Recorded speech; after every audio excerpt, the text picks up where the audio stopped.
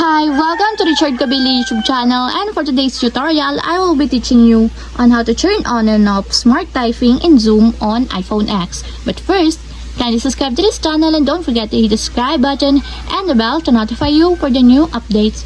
And let's start. Using your iPhone X, from your home screen, first go to Settings. Then in the settings, scroll down and find the accessibility and then tap.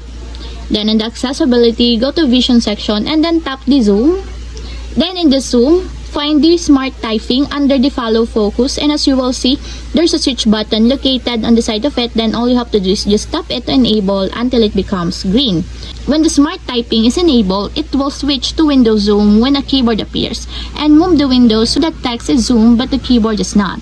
And if you want to disable or turn off, just tap again the switch button, just like this. And that's what we have successfully turned on and off smart typing in Zoom on iPhone X. If you have a question, kindly comment down below and don't forget to hit the subscribe button and the bell to notify you for the new updates. And thank you for watching!